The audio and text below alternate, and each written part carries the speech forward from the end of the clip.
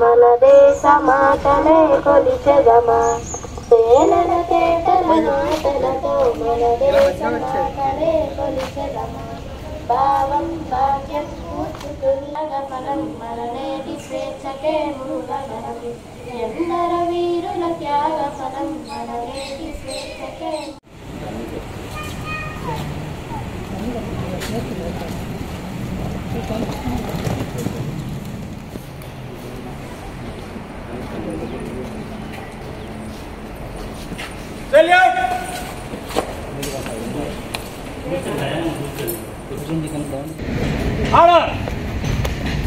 ఇప్పుడు కూడా బృందగానంగా జనగణమనం పాడిన తర్వాత మిగతా కార్యక్రమాన్ని మొదలెడతాం.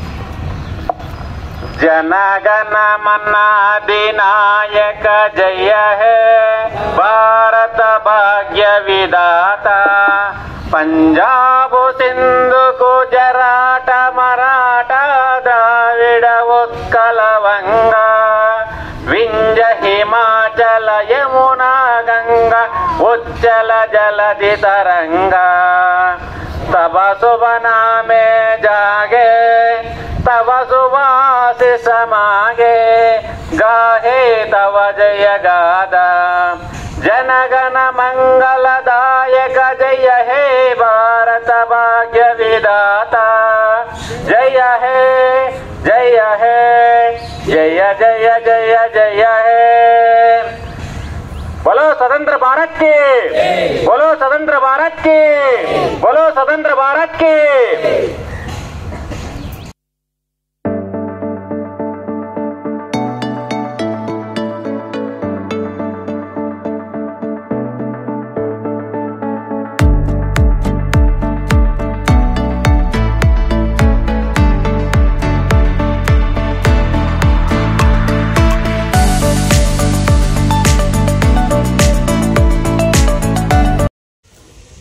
మాట్లాడుతుందిగా కోరి మనం చేస్తాం.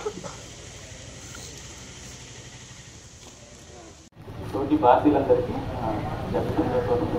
శుభాకాంక్షలు తెలియజేసుకుంటూ ఎక్కువసేపు ఉండదు, త్వరగా వెళ్ళిపోవడం. ఓకే,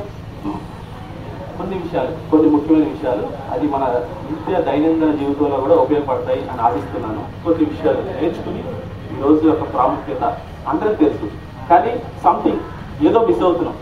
ఆ విషయాన్ని తెలుసుకుని మనం వెళ్ళిపోతాం.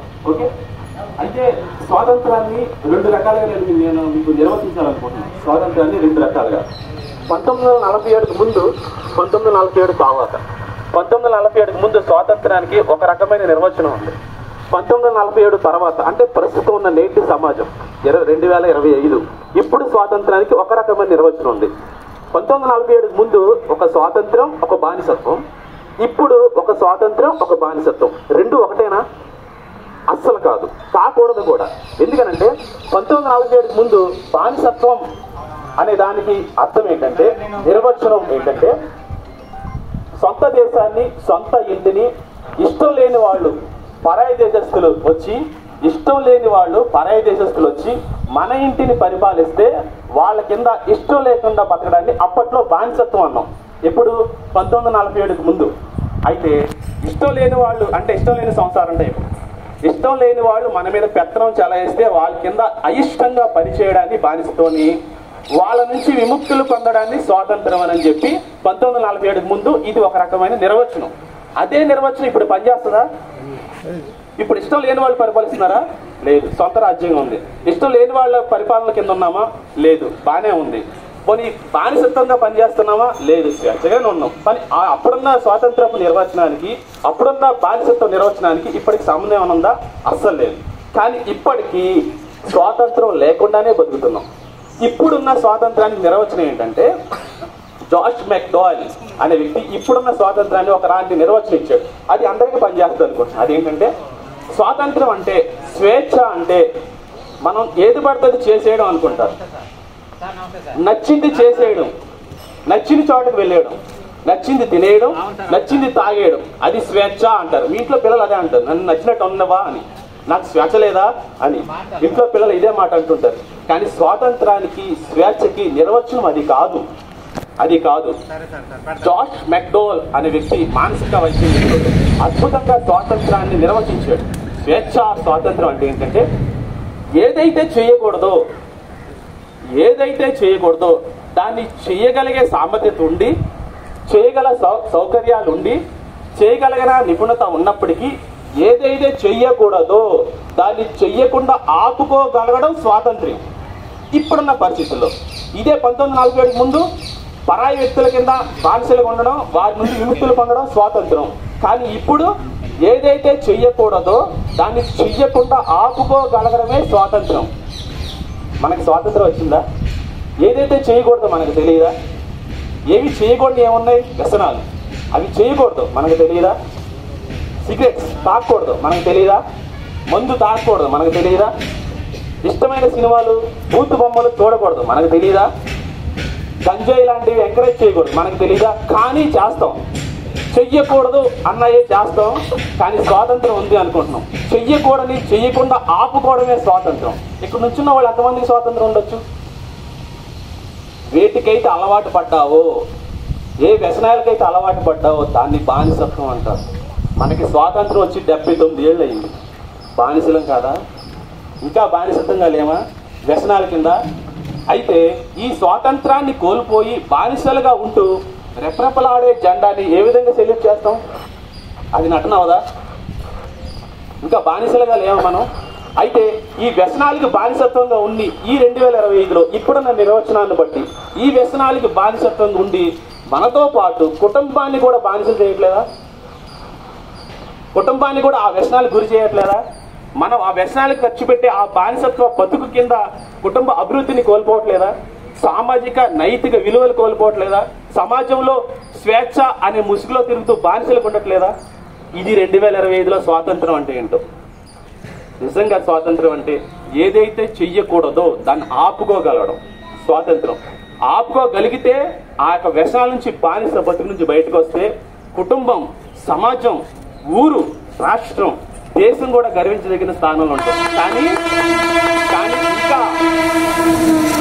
ఇంకా మనం అణగారిపోతున్నాము అంటే స్వాతంత్రం వచ్చింది మనసులకు కాదు, నేలకంటే, భూమికి. స్వాతంత్రం వచ్చింది దేశానికి, మనకు కాదు, మానసిక స్థితికి కాదు, బతుకులకి కాదు.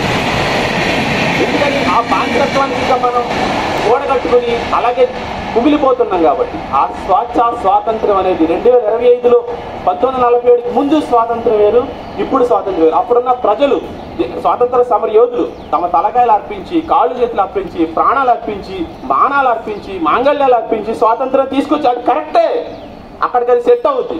2025లో ఎవరిని చచ్చిపోమనట్లే.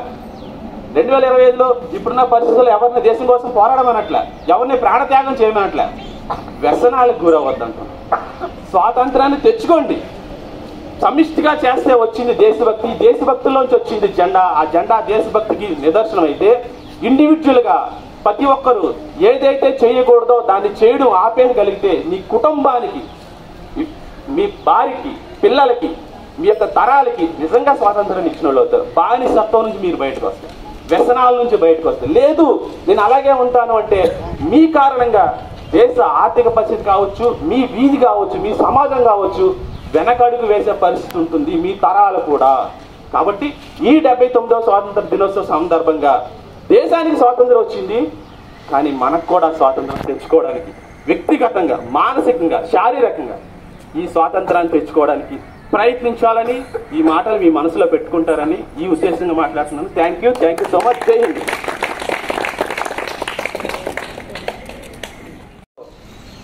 స్టేషన్ సూపరింటెండెంట్ గారు చాలా ముఖ్యమైన విషయాలు చెప్తూ మన వ్యక్తిగత జీవితాల్లో కూడా స్వాతంత్రంతో జీవించాలి, మనకున్నటువంటి ఏ అయితే అలవాట్లకి బానిసలు అయిపోయామో ఆ బానిసత్వం నుంచి మనం బయటకు వచ్చి స్వాతంత్రంగా బతకాలి, మన కుటుంబాలు మనము అభివృద్ధి చెందితే దేశం కూడా అభివృద్ధి చెందుతుంది అనేటటువంటి ఒక అమూల్యమైన సందేశాన్ని ఇచ్చినటువంటి స్టేషన్ సూపరింటెండెంట్ గారికి ధన్యవాదాలు తెలియజేస్తూ, అలాగే కార్మికులందరికీ, అలాగే మన టెలికాం డిపార్ట్మెంట్ ప్రెసిడెంట్ గారికి, అలాగే ఆటో సోదరులకి, ఇక్కడికి వచ్చినటువంటి ఆఫీసర్స్ అందరికీ కూడా నా యొక్క ఈ 79వ స్వాతంత్ర దినోత్సవ శుభాకాంక్షలు. మనం ఈ అవకాశం ఇచ్చినటువంటి మీ అందరికీ కూడా మరొకసారి ధన్యవాదాలు తెలుసుకుంటూ థ్యాంక్ యూ అన్నాం. ఈ స్వాతంత్ర సంపాదనలో భాగంగా అందరూ ఆ రైల్ని ఒక పక్కన ఒక అడుగుల్లో ఇది మనకు కష్టమే కావచ్చు, ఒకప్పుడుతో పోలిస్తే ఇది చాలా సులభమైన పని అని అనుకోవచ్చు.